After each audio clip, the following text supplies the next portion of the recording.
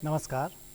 DD Bihar के इस कार्यक्रम सरोकार में आपका बहुत बहुत स्वागत है। इस कार्यक्रम में हम चर्चा करते हैं जन सरोकार से जुड़े मुद्दों पर, और आज हमने चर्चा के लिए जो विषय चुना है वो है काफ़ी महत्वपूर्ण और आपके जीवन से जुड़ा है, आपकी सेहत से जुड़ा है और जुड़ा है मानवता की भावना से भी। जी हाँ, आज हमारा विषय है 1 रक्तदान 3 जीवनदान, और इस पर चर्चा करने के लिए हमारे साथ 3 महत्वपूर्ण अतिथि मौजूद हैं। सबसे पहले हम इनसे आपका परिचय करा दें। हमारे ठीक बगल में हैं डॉक्टर अविनाश कुमार सिंह, हेमेटोलॉजिस्ट हैं पारस अस्पताल पटना में, और उनके ठीक बगल में है राजीव कुमार पांडे जी। राजीव कुमार पांडे जी जीवन रेखा रक्त केंद्र के संचालक हैं, और उनके बगल में मौजूद हैं स्वर्णलता जी, काउंसलर हैं और लगातार लोगों को मोटिवेट करती हैं रक्तदान के लिए। आप तीनों का बहुत बहुत स्वागत हमारे स्टूडियो में। रक्तदान को लेकर कई तरह की भ्रांतियां भी होती हैं, और रक्तदान की कितनी ज़रूरत है, एक रक्तदान कैसे 3 लोगों की ज़िंदगी बचा सकता है, इन सबों पर हम विस्तार से चर्चा करेंगे। सबसे पहले हम चलेंगे डॉक्टर अविनाश कुमार सिंह जी के पास। अविनाश कुमार सिंह जी, आपसे हम ये जानना चाहते हैं कि एक रक्तदान कैसे 3 लोगों की ज़िंदगी बचाता है, ये हमारे दर्शकों को बताएं। जी हाँ, तो सबसे पहले मैं आप लोगों को बहुत बहुत धन्यवाद दूंगा कि काफ़ी महत्वपूर्ण विषय को चुना है आप लोगों ने, जो कि काफ़ी ज़रूरत है सभी को जानने की कि रक्तदान क्यों इम्पोर्टेंट है और उसके क्या फ़ायदे हैं। तो हमारे शरीर में जो रक्त है वह 2 उसके कंपोनेंट्स होते हैं। एक तो लिक्विड होता है जिसे हम लोग प्लाज्मा कहते हैं, और एक सेलुलर कंपोनेंट होता है जिसमें कोशिकाएं होती हैं, जैसे लाल रक्त कणिका जिसे आरबीसी कहते हैं, प्लेटलेट्स होता है, डब्ल्यूबीसी होता है। तो जैसे कभी भी जब रक्तदान किया जाता है, तो उसको डिफरेंट कंपोनेंट्स में अलग किया जाता है। जैसे पीआरबीसी होता है, पैक्ड आरबीसी होता है, जिसमें किसी को यदि हीमोग्लोबिन की कमी हो तो उन्हें पीआरबीसी चढ़ाया जाता है।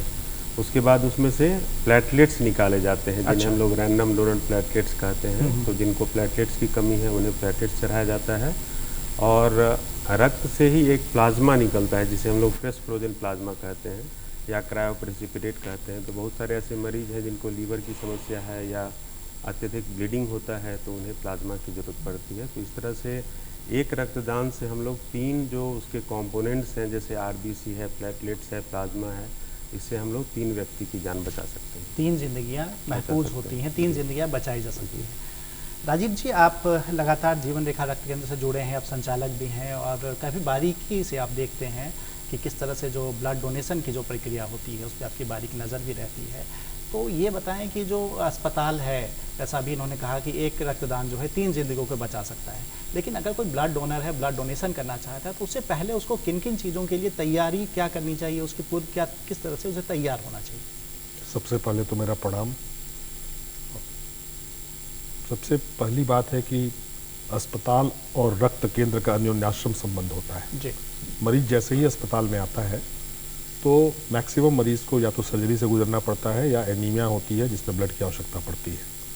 कुछ एक ब्लड बैंक ऐसे हैं जो मैं आपके माध्यम से बताना चाहूँगा कि कुछ एक अस्पताल ऐसे हैं जो कि अपने यहाँ ही ब्लड निकाल करके और मरीजों को चढ़ा देते हैं।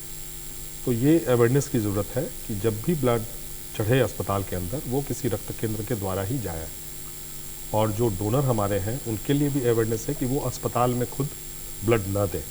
चलिए, अस्पताल में जो डोनर हैं वो ब्लड ना दे, लेकिन मैं ये जानना चाहता हूँ, और हमारे डोनर जो हैं वो भी ये जानना चाहते होंगे कि भाई अगर रक्त उन्हें देना है, रक्तदान करना है, तो उसे ठीक पहले क्या कोई पूर्व तैयारी होती है? किस तरह की तैयारी उन्हें करनी चाहिए? अगर कोई रक्तदान करने जा रहे हैं तो किस तरह से उन्हें तैयार होना चाहिए उससे कुछ घंटे पहले? जी, रक्त देने के लिए जो स्वैच्छिक रक्तदाता हैं उन्हें सबसे पहले शारीरिक तौर पर मजबूत होना चाहिए, स्वस्थ होना चाहिए।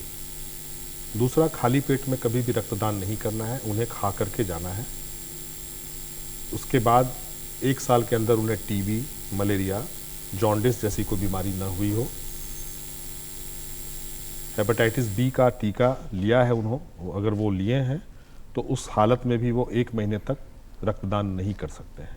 ये मुख्य इसके अंदर जो है ये बातें हैं, इससे परहेज करते हुए तब ब्लड आकर के देना है रक्त केंद्र के अंदर। तो इन बिंदुओं को ध्यान में रखना होगा अगर आप रक्तदान करने जा रहे हैं, ब्लड डोनेट करने जा रहे हैं, तो इन बिंदुओं को आपको ध्यान में रखना होगा और ये पूर्व तैयारी आपको करनी होगी। स्वर्णलता जी हमारे साथ हैं। स्वर्णलता जी, ये बताएं कि किस तरह से लगातार आप जागरूक करती रही हैं और एनएमसीएच से आप जुड़ी हुई हैं, तो लोगों के अंदर भ्रांतियाँ क्या होती हैं? किस तरह से लोग कहते हैं कि भाई अगर हमारा ब्लड निकल जाएगा तो हमारी कमज़ोरी हो जाएगी? किस तरह से आप लगातार लोगों से जुड़ती रही हैं, तो क्या भ्रांतियाँ हैं जिसको आप जानती हैं, देखती हैं और जागरूक करती हैं? क्या भ्रांतियाँ मुख्य तौर पे सामने आती हैं? सबसे पहले तो नमस्कार आप सभी को।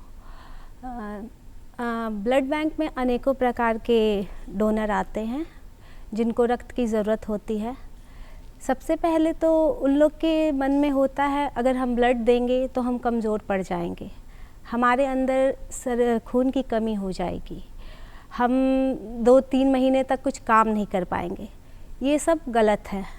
रक्तदान करने से हमें कोई बीमारी नहीं होती है, हमें कोई किसी प्रकार का कमज़ोरी नहीं होता है। हमारे शरीर के अंदर 48 घंटे के अंदर जितना हम ब्लड देते हैं वो पर्याप्त मात्रा में आ जाती है। तो रक्त हम सभी को देना चाहिए। रक्त देने से ऐसा कोई दिक्कत नहीं होता है। हाँ, कुछ बातों का ध्यान देना चाहिए कि हम रक्त देने के दौरान हमें कोई बीमारी तो नहीं है, या फिर हम 2-4 दिन पहले 72 घंटे के अंदर कोई नशीली पदार्थ तो नहीं लिए हैं, या हम 2-3 घंटे कोई एंटीबायोटिक नहीं लिए हैं। ये सब चीज़ की ध्यान देना चाहिए और फिर आप रक्तदान कीजिए। रक्तदान करने से कोई हानिकारक नहीं, इसके फ़ायदे ही फ़ायदे हैं। रक्तदान करने से किसी तरह की कोई हानि नहीं है, इसके फ़ायदे ही फ़ायदे हैं। डॉक्टर अविनाश, हम ये जानना चाहेंगे कि कौन सी मुख्य बीमारियां हैं? अगर कोई आपातकालीन स्थिति होती है तो रक्त की ज़रूरत सबसे ज़्यादा हो जाती है, लेकिन इसके साथ भी कौन कौन सी वैसी बीमारियाँ हैं जिसमें रक्त की ज़रूरत बहुत ज़्यादा होती है? जी हाँ, तो जैसे कि ट्रॉमा हुआ, एक्सीडेंट हुआ या कोई सर्जरी करनी है, तो ये तो सबसे कॉमन कारण है जिसके लिए कि रक्त की ज़रूरत पड़ती है। उसके अलावा भी खून से संबंधित बहुत सारी बीमारियां हैं जो कि हम लोग उनको रेगुलर देखते हैं। जैसे कि थैलेसेमिया मेजर के बच्चे हैं, तो थैलेसेमिया मेजर के बच्चे हर महीने उनको ब्लड चढ़ाया जाता है, और चूँकि ब्लड चढ़ता है इसलिए वह जीवित रहते हैं, तो वो ब्लड पर डिपेंडेंट हैं। थैलेसेमिया मेजर है, प्लास्टिक एनीमिया है, माइलोडिस्प्लास्टिक सिंड्रोम जैसी बीमारियां हैं, बहुत सारे ब्लड कैंसर्स हैं, बहुत सारे दूसरे तरह के कैंसर हैं जिसमें कीमोथेरेपी चलता है। उस दौरान से भी हीमोग्लोबिन की कमी या प्लेटलेट्स की कमी हो सकती है और ब्लड की ज़रूरत पड़ती है। तो अनेकों बीमारियां हैं जिसमें कि जो कि खून से संबंधित हैं, खून की कमी होती है उसमें और रक्त चढ़ाने की ज़रूरत पड़ती है। राजीव जी, आपसे जैसा सर ने बताया कि कई तरह की बीमारियां हैं जिनमें ज़रूरत पड़ती है कि भाई ब्लड के बिना, ब्लड चढ़ाए बिना उनका जीवन नहीं बचता, तो काफ़ी महत्वपूर्ण ये है रक्तदान। लेकिन रक्तदान को लेकर एक आमतौर पे ये देखा जाता है कि जो लोग हैं, या आप इसे फेस करते होंगे लगातार, कि लोग खरीदना चाहते हैं, तो इसको लेकर क्या नियम है कि भाई रक्तदान क्या पैसे से हो सकता है या रक्त के बदले रक्त जो है डोनेट करें तभी होगा? नहीं, जैसे रक्त के बदले रक्त ही दे करके आप रक्त ले सकते हैं जी, ये एकदम गाइडेड ये गाइडलाइन है। हाँ, ब्लड बिना दिए उन्हीं को ब्लड देते हैं जो पहले से स्वैच्छिक रक्तदान हमारे यहाँ किए हुए हैं या कहीं कैंप में वो ब्लड दिए हुए हैं, जिसके एवज में उन्हें डोनर कार्ड मिला हुआ है। स्वैच्छिक रक्तदाता कार्ड हम लोग देते हैं जो 6 महीने तक वैलिड होता है, किसी किसी परिस्थिति में 1 साल तक भी वो वैलिड रहता है। उस कार्ड के एवज में ब्लड मिल सकता है या ब्लड आप देंगे तभी ब्लड मिलेगा। यही 2 प्रक्रियाएं हैं। तीसरी, पैसे से ब्लड नहीं दी जाती है। जो भी स्टैंडर्ड ब्लड बैंक है जो सरकार के द्वारा संचालित है, वहाँ यही 2 प्रक्रियाओं से ब्लड दिया जाता है। तो क्या वैसे लोग आते हैं जो कहते हैं कि भाई हम पैसे से ब्लड खरीदना चाहते हैं, उन्हें किस तरह से समझाते हैं आप, ये बताएं? उन्हें हम लोग काउंसलिंग करते हैं कि यही साइकिल है और रक्त पैसे से कभी नहीं बन सकता। ब्लड जब भी है एक स्वस्थ शरीर में ही बनता है और स्वस्थ शरीर से ही ब्लड निकाल करके किसी को चढ़ाया जाता है। तो इस हालत में उन्हें पूरी तरह से हम लोग सेटिस्फाइड करते हैं कि आपका देना वही किसी को फ़ायदा पहुंचाएगा और बिना दिए किसी को ब्लड नहीं मिल सकता है। इन बातों में फिर वो समझते हैं, फिर वो ब्लड देते भी हैं और फिर वो अपना ब्लड पेशेंट के लिए ब्लड लेकर जाते हैं। चलिए, तो ब्लड खरीदा नहीं जा सकता है, आप रक्त देंगे और उसके बदले ही आपको दूसरा रक्त जो है वो रक्तदान केंद्र से मिल सकता है। सोनलता जी, आप ये बताएं कि आप महिला हैं और लगातार आप काउंसलर हैं और महिलाओं से भी जुड़ी रहती हैं, तो ये बताएं कि महिलाओं में किस तरह का रुझान देखा जाता है? खासतौर पर अगर हम ब्लड डोनेशन की बात करें, रक्तदान की बात करें, तो किस तरह का रुझान है महिलाओं का, ये बताएं। आज के समय में महिला किसी भी फील्ड में पीछे नहीं है। रक्तदान के लिए महिला बढ़ चढ़ के भाग लेती हैं। जागरूकता में हम उन्हें हमेशा जागरूक करते हैं। रक्तदान करने से कोई नुकसान नहीं है। कई बार देखा गया महिलाएं ये सोचती हैं कि हम रक्तदान करेंगे तो दिन भर हमें आराम करना पड़ेगा, जो फिर हमारे घर को कौन देखेगा। उनकी सबसे बड़ी समस्या ये होती है। हम काउंसलिंग के दौरान ये हमेशा फेस करते हैं। वो डरती नहीं है ब्लड देने से, बस कुछ बातों का रहता है कि हमारा घर कैसे चलेगा, या फिर हम रक्तदान कर देंगे तो मेरे अंदर खून की कमी आ जाएगी। तो ऐसा नहीं है, ब्लड दान करती हैं महिलाएं, लेकिन उनमें सबसे पहले तो हीमोग्लोबिन 12 ग्राम से ऊपर होना चाहिए, तभी वो रक्तदान कर सकती हैं। और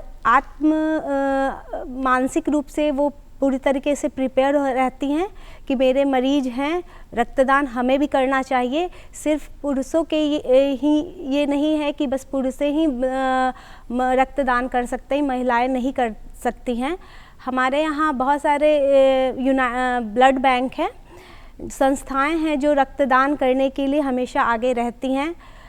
14 June world blood donation day है, जिस पे हम 2 महिलाएं जो काफ़ी बढ़ चढ़ के हमेशा रक्तदान साल में 3 बार करती हैं। चलिए, तो महिलाएं भी कहीं ना कहीं काफ़ी जागरूक हैं, और महिलाएं भी अब पुरुषों के साथ कंधे से कंधे मिलाकर रक्तदान कर रही हैं। जी डॉक्टर अविनाश, ये हम जानना चाहेंगे कि आप देखें तो रक्तदान के कई फ़ायदे हैं, शारीरिक के साथ मानसिक फ़ायदे हैं। थोड़ा विस्तार से हमारे दर्शकों को बताएं कि जो रक्तदान करते हैं और रक्तदान कितनी अवधि में करना ठीक होता है। अगर आपने एक बार ब्लड डोनेट किया है, रक्तदान किया है, उसके बाद आप कितनी अवधि चाहिए उसके बीच में कि पर्याप्त रक्त जो है वो आपके शरीर में आ जाए, और इसके बाद इसके किस तरह के फ़ायदे हैं शारीरिक तौर पर और मानसिक तौर पर, ये ज़रा विस्तार से हमारे दर्शकों को बताएँ। जी, तो रक्तदान जो है वह एक सामान्य प्रक्रिया है, तो उसके लिए बहुत ज़्यादा उसको हवा बनाने की ज़रूरत नहीं है कि बहुत तैयारी करके जाना होगा या ऐसा, जैसा कि राजीव जी ने बताया कि खाली पेट नहीं जाना है।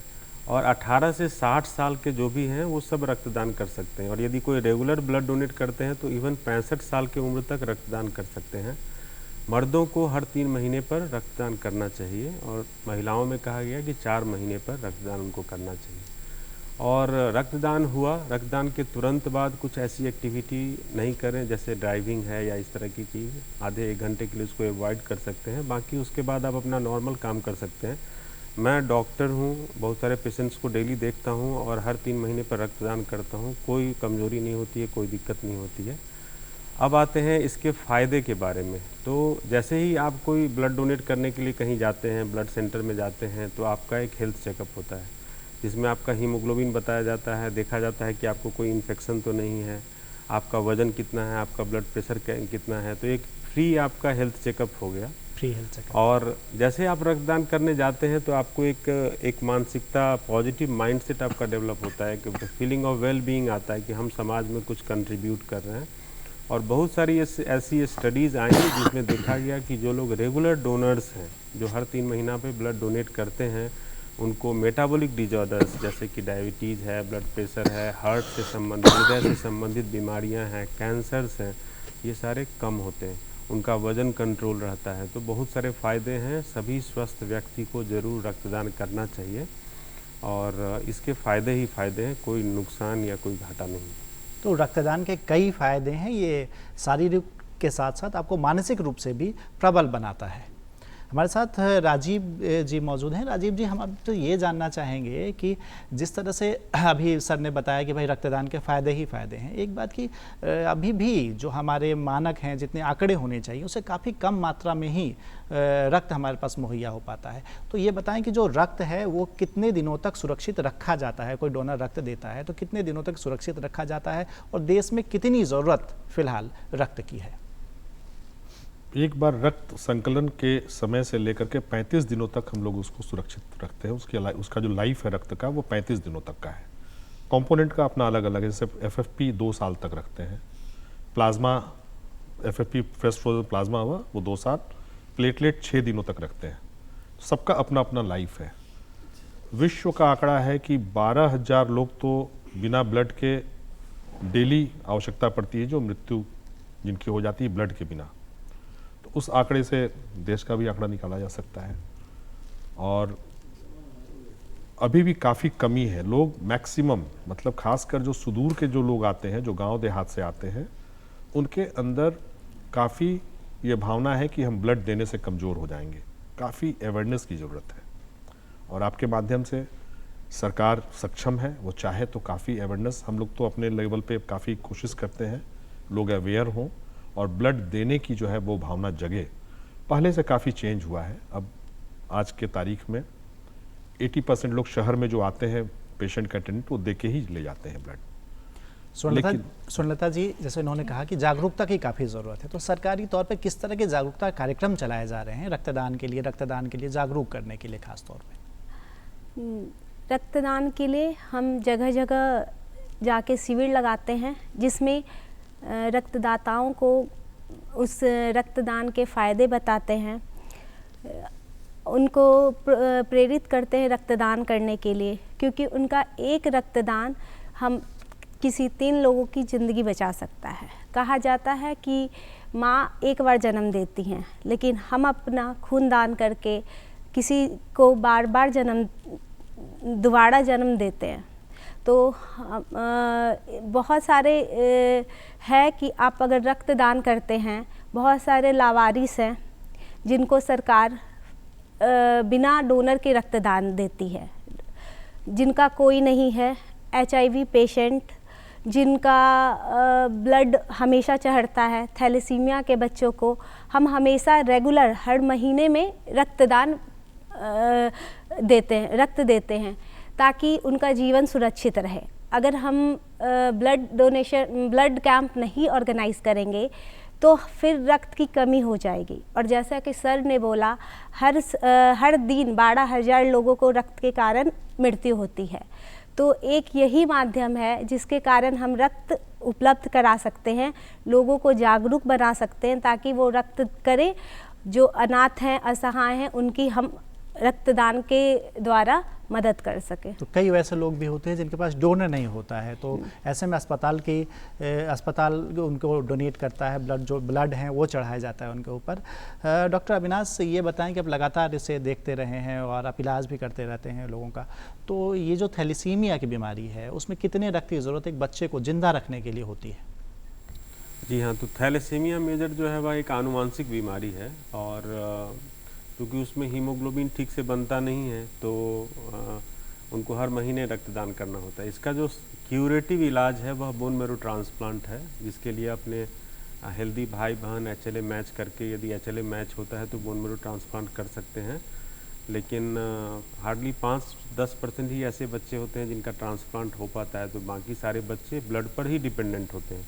तो हर महीने उनको ब्लड चढ़ाया जाता है और ज़्यादातर बच्चे 20-25 साल तक आते आते उनके शरीर में इतना आयरन ओवरलोड हो जाता है कि आयरन ओवरलोड के कारण बहुत सारे कॉम्प्लिकेशंस हो जाते हैं और उनकी मृत्यु हो जाती है। तो जीवन भर उनको हर महीने ब्लड चढ़ाना पड़ता है। जीवन भर उन्हें हर महीने, वैसे बच्चे भी हैं जिन्हें जीवन भर हर महीने रक्त चढ़ाना पड़ता है, रक्त की ज़रूरत पड़ती है। इसलिए आप हमेशा रक्तदान करें और जहन में ये बात रखें कि रक्तदान हमें करना है और इससे कोई भी किसी तरह की जो समस्या है वो नहीं होती है। हमारे साथ राजीव जी, हम ये जानना चाहेंगे राजीव जी कि किस तरह से, अभी सर ने बताया कि भाई लगातार वो जो दान किए हुए रक्त हैं उस पर ही निर्भर रहते हैं जो छोटे बच्चे हैं, थैलेसीमिया पीड़ित बच्चे हैं।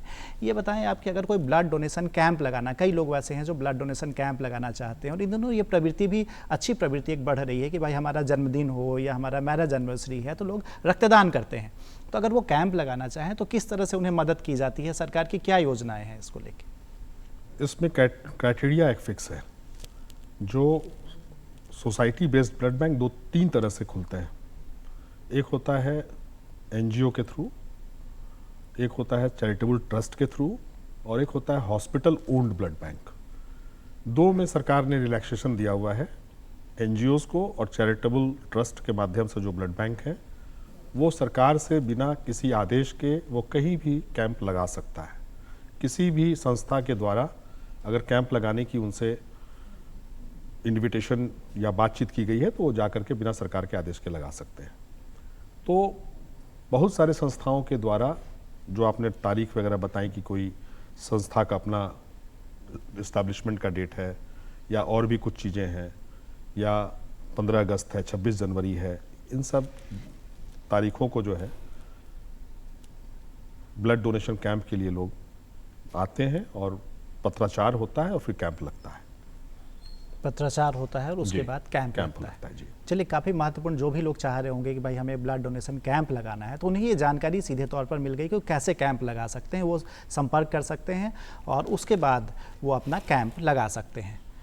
स्वर्णलता जी, हम ये जानना चाहेंगे कि जिस तरह से अभी आपने कहा कि भाई महिलाएं भी अवेयर हो रही हैं, आगे बढ़ रही हैं अभी, लेकिन कई लोग वैसे भी हैं और कई तो वैसे मामले आते हैं कि जिनमें ये होता है कि भाई अवैध रूप से ब्लड बेचा जा रहा है, अवैध रूप से ब्लड का कारोबार किया जा रहा है। तो इसके लिए क्या किस तरह के नियम है? अगर कोई अवैध रूप से ब्लड बैंक का संचालन हो रहा है या उस तरह के कारोबार, उस तरह की गतिविधियाँ दिख रही हैं, सबसे पहले तो जो रक्तदाता हैं वो सुनिश्चित करें कि एक लाइसेंस ब्लड बैंक में ही अपना रक्तदान करें, ताकि सुरक्षित रक्तदान करें और मरीज को सुरक्षित ब्लड रक्त प्राप्त हो सके, जिससे कोई बीमारी ना हो। ये बात सही है कि ब्लड को अवैध तरीके से लोग आज के डेट में ले रहे हैं। ऐसा देखते हैं कि जो ब्लड डोनर हो, प्रोफेशनल ब्लड डोनर एक होते हैं जो हर 15 दिन पे अपना ब्लड दान करते हैं, जिसमें हीमोग्लोबिन की कमी होती है, जो ऐसे कहा गया है कि 3 महीने के बाद ही आप रक्तदान कर सकते हैं। हमारा ब्लड 120 दिन तक ही सही रहता है, उसके बाद वो अपने आप डिस्ट्रॉय हो जाता है। लेकिन जो रेगुलर डोनर हैं, जो प्रोफेशनल डोनर हैं, उनके अंदर हीमोग्लोबिन नहीं होती है, क्योंकि वो 15 दिनों के अंदर वो बार बार ब्लड देते हैं, तो ब्लड बनने में समय लगता है। तो जो बार बार ब्लड देंगे उनके अंदर हीमोग्लोबिन नहीं होगी और वैसा ब्लड मरीज को चढ़ेगा, फिर मरीज को कोई फ़ायदा नहीं होगा। तो उस तरीके का ब्लड चढ़ाने से मरीज को कोई फ़ायदा नहीं होगा, प्लस उनका मरीज वैसा का वैसा। और ये कुछ पैसों के लिए बहुत ऐसा लोग करते हैं प्रोफेशनल डोनर, मरीज को तो ब्लड मिल जाता है लेकिन उससे उसका कोई फ़ायदा नहीं, उनका पैसा भी गया और वो जो खून के लिए वो परेशान है मरीज को, वो रक्त आपूर्ति भी नहीं हुई। तो ये सुनिश्चित करें कि आप जो ब्लड दे रहे हैं क्या वो ब्लड बैंक लाइसेंस्ड है कि नहीं। तो अपना रक्तदान किसी के ज़िंदगी बचाने के लिए तो आप ये हमेशा ध्यान रखिए जहाँ भी ब्लड आप दीजिए वो सुरक्षित और सही जगह पे अपना रक्तदान करें।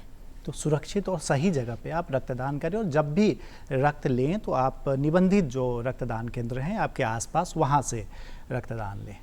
डॉक्टर अविनाश, हम ये जानना चाहेंगे कि जो लोग वैसे हैं जो ड्रग एडिक्ट हैं या फिर बाकी लोग हैं, तो अब वो अगर डोनेट करते हैं, ब्लड डोनेट करते हैं, तो किस तरह से ये जानकारी पता चलती है कि भाई इनका जो है ये ड्रग एडिक्ट हैं या इनके ब्लड में कुछ खामियां हैं, ये बताएं आप। हाँ, तो प्रोफेशनल डोनेशन जो है वह तो एक अपराध है ना, वो तो गलत चीज़ है। तो उसके लिए बहुत सारे नियम हैं। जैसे ब्लड सेंटर में राजीव जी काम करते हैं तो इनको पता होगा कि जो स्टाफ्स होते हैं वो पहचान जाते हैं कि ये तो भाई रेगुलर आ रहे हैं, इनको कुछ बीमारी है, या वो देख के ही लगते हैं कि ड्रग एडिक्ट हैं, तो उनकी स्क्रीनिंग हो जाती है। सबसे पहले ब्लड लेने से पहले ये लोग कुछ क्वेश्चंस पूछते हैं। वो नाको का भी गाइडलाइन है कि ये सब क्वेश्चन आपको पूछने हैं और कुछ स्क्रीनिंग होता है। तो बहुत सारे ड्रग एडिक्ट हैं, चाहे फ्रिक्वेंट जो आईवी ड्रग एब्यूजर्स हैं, उनको कुछ ना कुछ इन्फेक्शन रहता है, तो वो इन्फेक्शन स्क्रीनिंग में आ जाते हैं। या इस तरह के कोई हाई रिस्क बिहेवियर वाले डोनर्स हैं तो उनको पहले ही बिना टेस्ट के पहले ही उनको रिमूव कर दिया जाता है कि भाई आप ब्लड नहीं दे सकते। तो बहुत सारे 2-3 ऐसे ऐसे पोस्ट बने हुए, मतलब ऐसे स्टेप्स हैं जिसके थ्रू उनको डिस्कार्ड किया जाता है। हम जानना चाहेंगे कि किस तरह से, डॉक्टर राजीव आप संचालक भी हैं ब्लड बैंक केंद्र के, तो जो रक्तदान केंद्र है उसकी कितनी ज़रूरत है और जिस मात्रा में क्या रक्तदान केंद्र होने चाहिए हमारे बिहार में, उतने रक्तदान केंद्र हैं, कितनी संख्या इनकी और होनी चाहिए बिहार के बारे में बात करें तो? देखिए, सबसे पहले तो जितने मल्टी स्पेशलिटी हॉस्पिटल्स हैं उन सबके अंदर रक्त केंद्र की आवश्यकता है। वो काफ़ी गिने चुने मल्टी स्पेशलिटी हॉस्पिटल में आज भी बिहार के अंदर ब्लड बैंक है, सब में नहीं है। एक तो पहले वो सारे मल्टी स्पेशलिटी हॉस्पिटल के अंदर वो रक्त केंद्र होने चाहिए। दूसरा, एक मेरे जहन में बहुत दिनों से बात थी, national AIDS control organisation inspecting body है ब्लड बैंक्स के लिए, हमारे लिए। उन्हें हॉस्पिटल्स जो हैं उनकी भी इंस्पेक्शन और रेगुलेशन उनके लिए लाना चाहिए, क्योंकि ब्लड तो अस्पताल में चढ़ते हैं नॉर्मली। तो ब्लड कहाँ से आया अस्पताल में, किनके द्वारा दिया गया, और अस्पताल से भी उन्हें हर महीने एक रिपोर्ट लेनी चाहिए, जो हम लोग हर महीने भेजते हैं और डेली का स्टॉक भी भेजते हैं नेशनल लिस्ट कंट्रोल को। तो अभी भी बहुत कमी है हमारे यहाँ, और ब्लड बैंक चलाना ये अपने आप में बहुत बड़ा टास्क है, बहुत बड़ी जिम्मेवारी है, सीधे लाइफ से जुड़ा हुआ है। हर व्यक्ति ब्लड की कमी से ही जूझता हुआ जब अस्पताल में आता है तो ब्लड से ही उसे जीवन दान मिलता है। तो इस रक्त के माध्यम की ज़रूरत हर जगह है, और ख़ासकर सुदूर गांवों में जहां डिस्ट्रिक्ट हेडक्वार्टर में गवर्नमेंट के हॉस्पिटल्स है या बड़े अस्पताल प्राइवेट भी है, वहां पे आज भी ब्लड की बहुत ही कमी है। बहुत सारे ज़िले ऐसे हैं जहां private blood bank, government licence blood bank है ही नहीं, माने बहुत कमी है इसकी, और इसमें पूरे क्रांति की ज़रूरत है आज भी। चलिए, एक बड़ी क्रांति की ज़रूरत है, क्योंकि कई ऐसे इलाके हैं जहाँ पे अभी भी ब्लड बैंक मौजूद नहीं है। सुदूर ग्रामीण इलाके, वहाँ ब्लड बैंक मौजूद नहीं है, ज़रूरत इन्हें बढ़ाने की है। स्वर्णलता जी, लगातार काम करती हैं आप, शहरों में भी काम करती हैं और ग्रामीण इलाकों में भी काम करती हैं। ग्रामीण इलाके में जो परिवेश होता है वो रक्तदान को लेकर किस तरह का परिवेश होता है, कितनी जागरूकता ग्रामीण इलाकों में आई है अभी? ग्रामीण इलाकों में तो अभी रक्त अवेयरनेस हमें काफ़ी फैलाना होगा, क्योंकि वहाँ की पुरुष तो फिर भी समझते हैं, पर महिलाएं रक्त देने से बहुत पीछे भागती हैं। उनका यही कहना होता है कि हम खून देंगे तो हम कमज़ोर पड़ जाएंगे, मेरे अंदर खून की कमी हो जाएगी, हम कुछ कर नहीं सकेंगे 2-3 दिनों तक। तो रक्त की जागरूकता तो फैलाने के लिए हम उन लोगों के बीच जाते हैं, उन लोगों से बात करते हैं, बहुत तरीके की उनको जानकारी देते हैं कि रक्तदान करने से आपको नुकसान नहीं है, फ़ायदा है। रक्तदान करने से शरीर में कमी नहीं होती है, बल्कि आप मेंटली और फिजिकली आप और भी ज़्यादा मजबूत हो जाते हैं। और रक्तदान करने के एक और फ़ायदा है, आप ब्लड देती हैं तो आपकी स्क्रीनिंग होती है। रक्तदान करने के बाद हम कुछ टेस्ट करते हैं, जैसे HIV हुआ, हेपेटाइटिस हुआ, मलेरिया हुआ, VDRL हुआ। इन सब कुछ 5 टेस्ट है जिसके द्वारा आपको पता चलता है रक्त देने के बाद कि क्या आपका खून सही है या नहीं है। तो बहुत सारी जानकारी होती है जो मैं ग्रामीण क्षेत्र में फैलाती हूँ, उनको जागरूक करती हूँ, और बहुत सारी महिलाएं खून देने के लिए जागरूक भी होती हैं और हमारे ब्लड बैंक में आके वो अपना रक्तदान भी की हैं। चलिए, तो ग्रामीण इलाकों में भी जागरूकता फैलाने की ज़रूरत कहीं ना कहीं सबसे ज़्यादा है अभी, क्योंकि ग्रामीण महिलाएं, खास तौर पे आपने बताया कि महिलाएं जागरूक नहीं हैं और महिलाओं के अंदर कहीं ना कहीं जागरूकता फैलाने की ज़रूरत है। आप तीनों हमारे स्टूडियो में आए और काफ़ी महत्वपूर्ण आप लोगों ने चर्चाएं की, और आपने बताया कि किस तरह से जो रक्तदान है वो सबसे ज़रूरी है और किस तरह की जो भ्रांतियां हैं वो उनसे बचने की ज़रूरत है। आप तीनों का बहुत बहुत आभार हमारे स्टूडियो में आने के लिए। धन्यवाद। तो दर्शकों, आपने जाना कि रक्तदान किस तरह से एक रक्तदान 3 जिंदगियां बचा सकता है, और हमारी अपील होगी कि आप भी रक्तदान ज़रूर करें और ज़िंदगी बचाएं और साथ ही साथ परोपकार की भावना का भी लाभ उठाएं। इस कार्यक्रम में इतना ही, फिर हम मिलेंगे किसी नए मुद्दे के साथ अगले सरोकार में। तब तक के लिए मुझे दीजिए इजाज़त। नमस्कार।